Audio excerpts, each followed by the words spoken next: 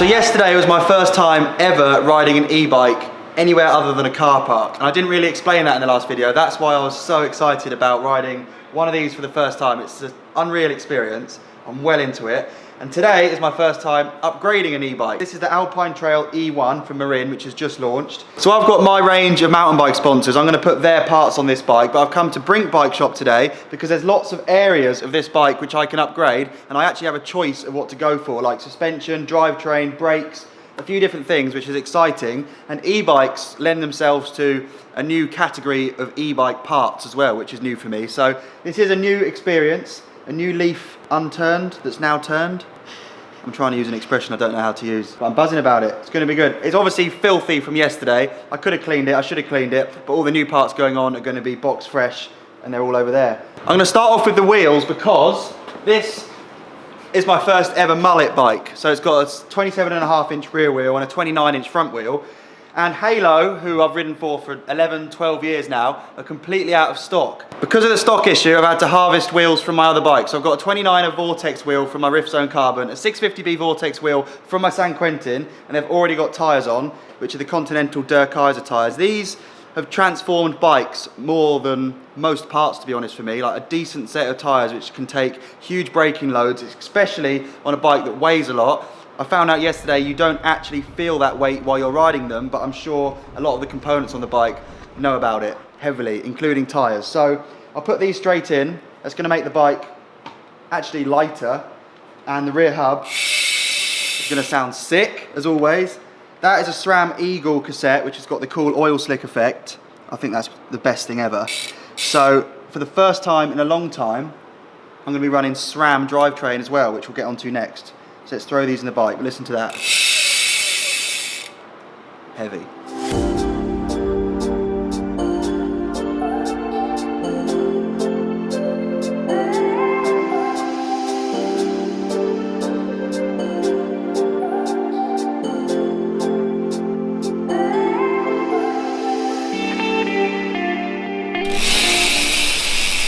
That's an upgrade in itself. Just an audible upgrade is a huge upgrade. I was actually really impressed with the stock spec of this bike. I've said it in the last video, I think this bike's going to do extremely well, and all the parts on it worked perfectly.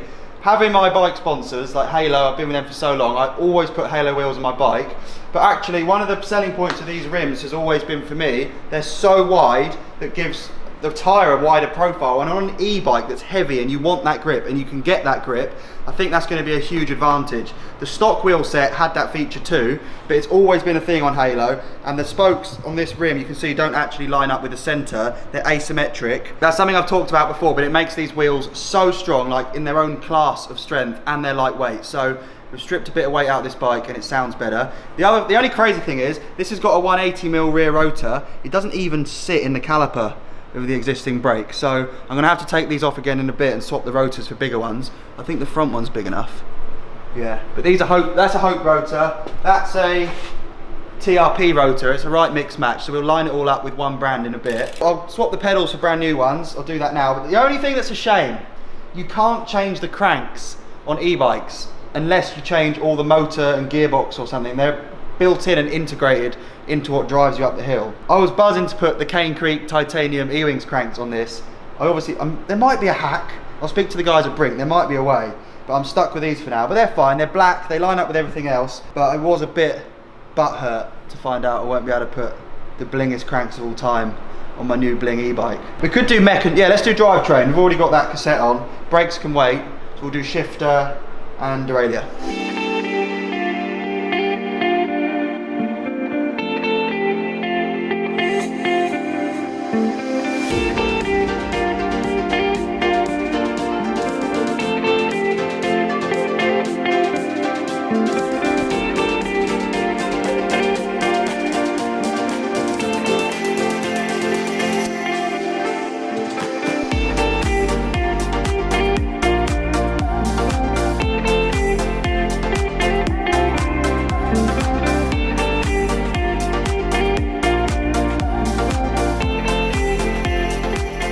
The 10-speed Shimano drivetrain's come off and I've got SRAM 12-speed now. The Eagle cassette, like I said before, looks very bling. I don't know that the bike needs 12 gears, It had 10 for a reason. I don't understand e-bikes well enough to know whether you need those 2 really easy rings to get up a hill when there's a 60 Newton meter motor helping you with that, but I'm happy that I've got an oil slick cassette on there regardless. That's a SRAM Eagle X01 derailleur, which looks pretty steezy. But the cool thing is this is an X01 shifter, but it's specifically an EMTB shifter, which I thought was a bit of a gimmick. I didn't understand why an e-bike needs its own shifter. Turns out it's because a normal mountain bike shifter, you can like churn through the gears and do 3, 4 in one go, like multiple clicks. So if you get to a hill and you want to just go all the way up the cassette, you can do that.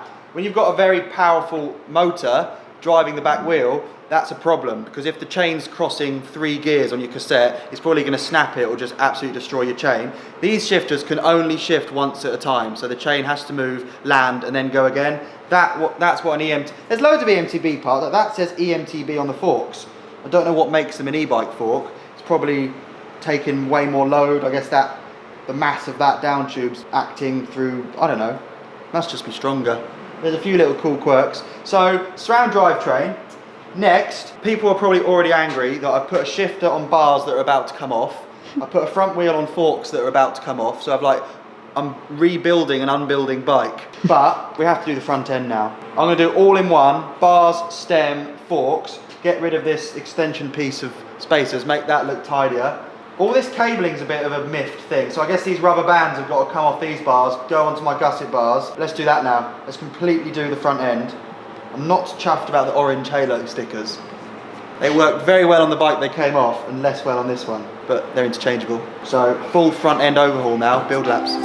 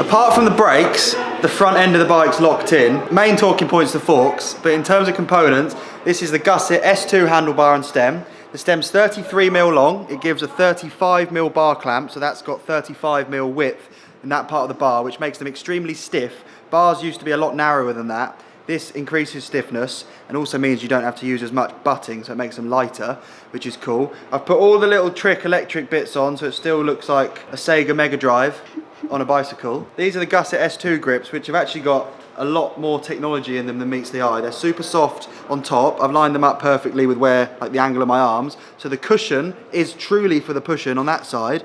But then these little flanges here give so much control. And actually, one of the world's first I've done down in Devon for this Red Bull video, it required me to swap to these grips on my dirt jump bike to make it happen, because I needed so much, like, almost throttle grip over the bike, which will all be explained when you see what I did. But I like these grips a lot, they're sick. This Cockpit's the one for me. On all my bikes I run the same, not the same width, but the same riser bar, the same sweep, the same length stem, which makes it very good for swapping between bikes.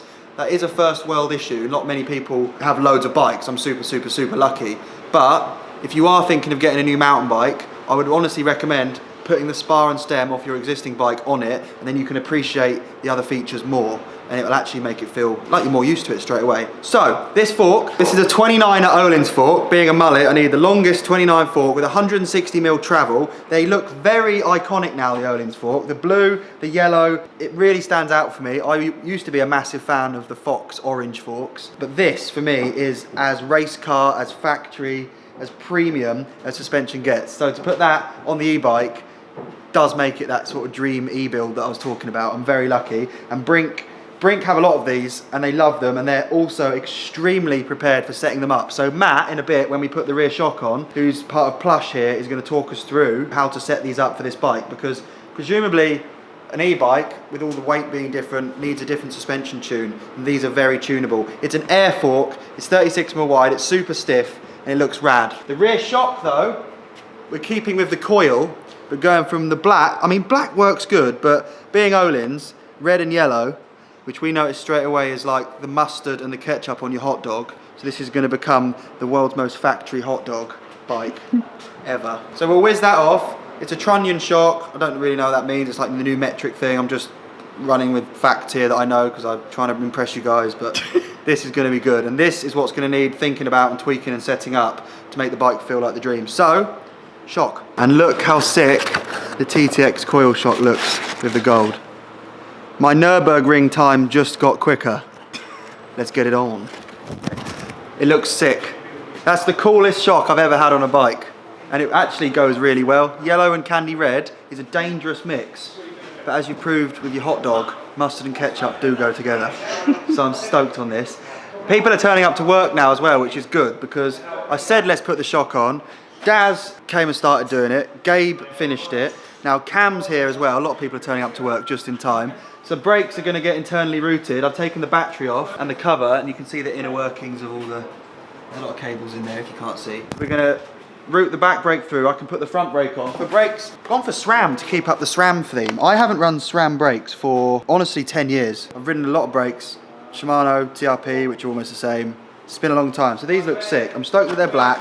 They're very, very powerful. You need powerful brakes on an e-bike. We spoke about that in the last video. And I can do the front because it's very simple, and I think Cam's going to do the back for me. And Gustav's watching on.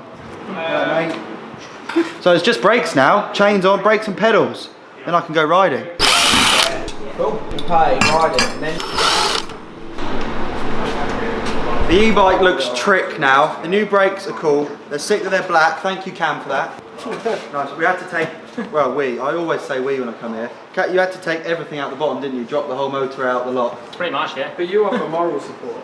There's a lot of moral support there, isn't there? There wasn't a lot when I was up there having a coffee. That's true, yeah. The main thing about an e-bike is the weight, which I talked about when I rode it. I don't feel it when I ride it, but like I said earlier, there are e-bike forks, there's e-bike shifters, and I'm sure that suspension needs to be set up in a different way for this bike than it does on my other bike. So I've kind of got normal mountain bike setup figured out from working with Matt at Plush, but I'll hand it over to Matt to talk to me about what we're going to do. Are heavy bikes different to set up? Yes. So a heavy bike needs more air pressure and a firmer coil spring to support that weight, that mass. With that comes an issue of the rebound being overcome, because there's more energy stored in the spring when you compress it, so it will rebound a lot quicker.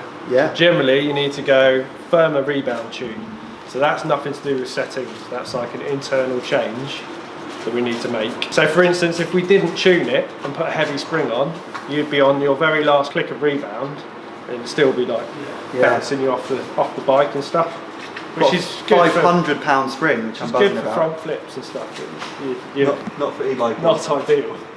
So we would look at rebound tune.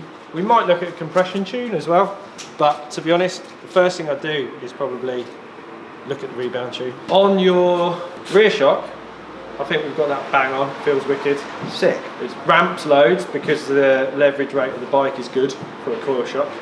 You can feel it if you push on the saddle. You can feel it start to ramp up. So. Ramp up's good because the first place I'm going to take this riding is my compound and jump and try and flip it on the airbag. It's perfect for flat landings. I'm being serious. Yeah. And then the fork. So the fork, I don't think, have you had an air Öhlins fork before? No, only a coil. Spring, what do you call it? Coil. spring? Coil. Coil fork, yeah. In Swedish, it's called a spiral fordern. Okay, you don't have one of them either. What's air in Swedish? I knew you were going to ask me that. Yeah.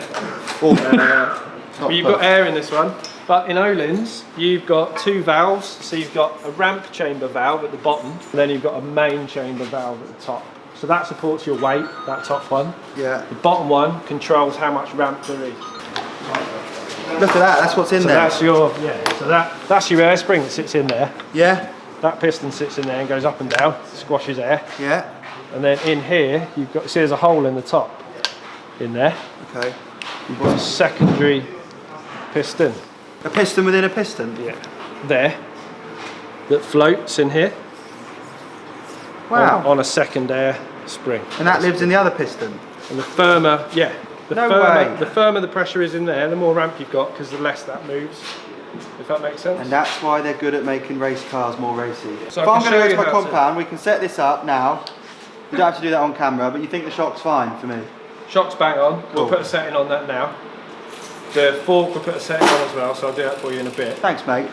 Or Öhlins have got a website with a PSP. Oh, you can put all the And you details can in. enter your bike in, enter your weight, and they'll tell you settings. And in other news, I've got a carbon railed gusset saddle, which is something I do understand, so that is what it is. This is very much what you want it to be. Thank you to Brink, thank you to Plush. We'll get all this set up. You guys don't need to worry about watching it happen, and we'll see how it feels. And then that's a bit of a novel experience, but actually we can go e-biking then, and hopefully I've got some mates who also own them. That's the tough bit. I'm game one. Good man. I'll come ride with you. Yes, man. Nice one. I'm stoked. It's upgraded. Still an e-bike. Pumped. Legends. Yeah, we'll learn about Öhlins, but let's put brakes on so we can stop the clock, don't we?